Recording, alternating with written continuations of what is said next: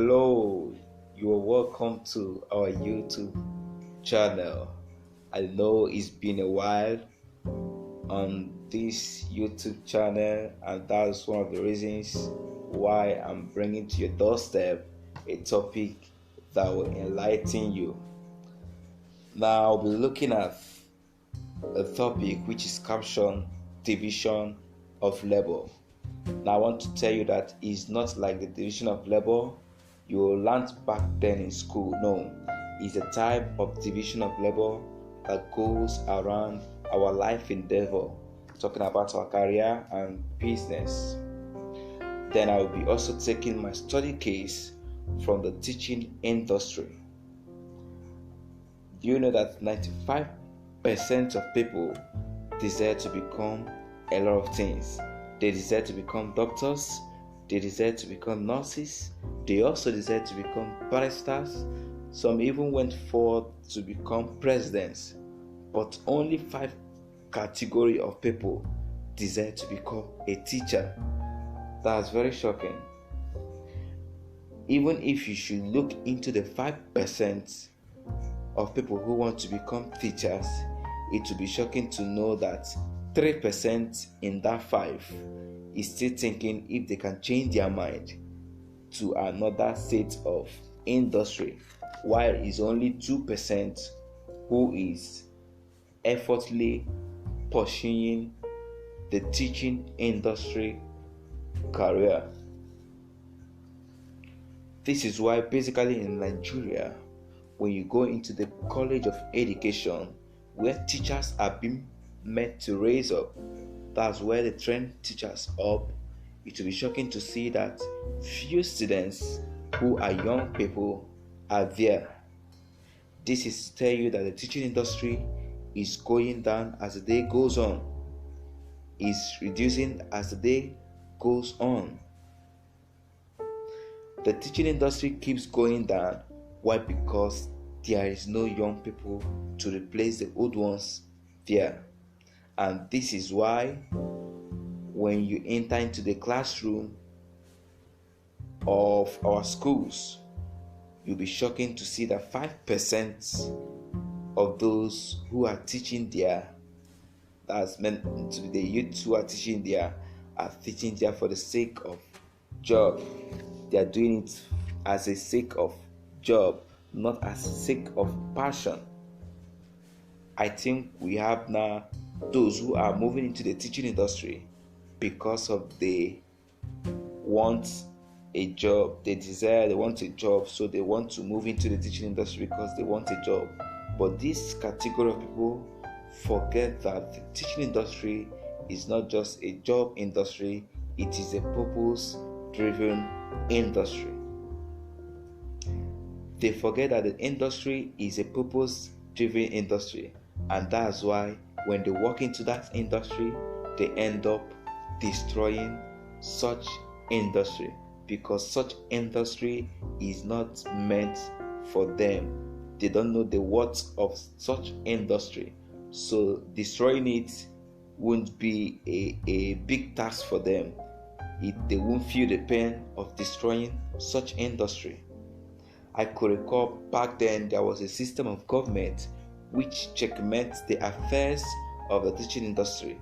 But now, I don't think those things are effective now, because when you walk into the classrooms, you see a lot of manners of those who call themselves teachers teaching pupils and students. Shocking. The classroom should be the place to go and learn how to teach. That's the way they categorize it now.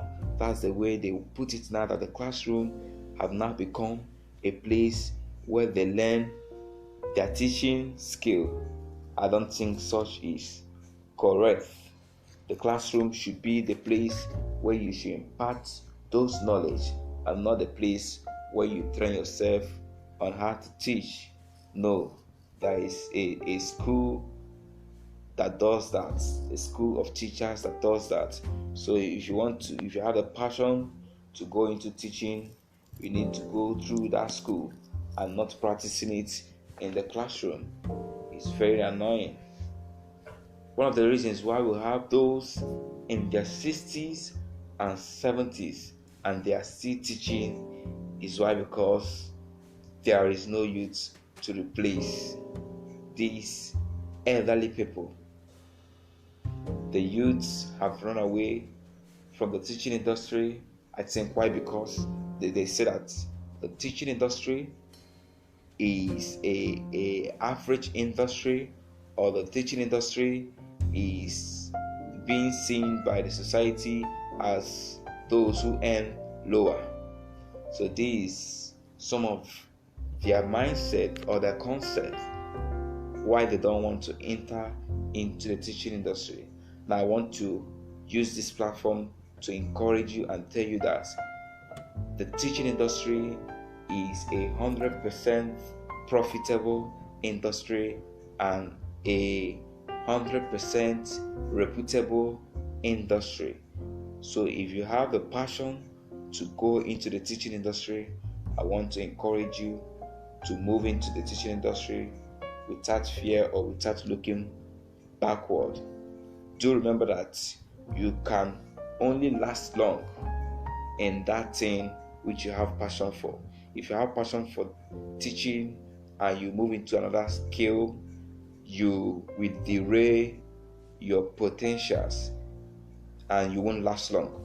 But when you step into the teaching industry, it gives you longevity. So when you step into your passion, it gives you more longevity. Then I want to end this podcast by telling you that the teaching industry is a reputable industry someone can think of. It's not an industry that is meant for those who earn a lower grade. No, the teaching industry is a purpose-driven industry, one, and it is a profitable industry, two.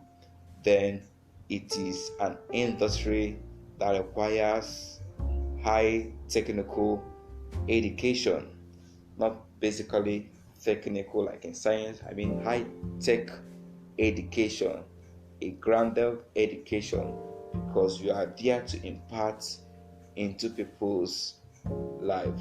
So when you want to work into the teaching industry, you need to prepare yourself, and one of the ways to prepare yourself is to go through the schools of the teaching industry, and you will enjoy such industry. I want to end this podcast by thanking you for having stayed tuned to this time. Thank you for listening to today's podcast. We're also looking forward to bring to your way another informative section of our podcast or video. Thank you. Do have a wonderful day. To your greatness.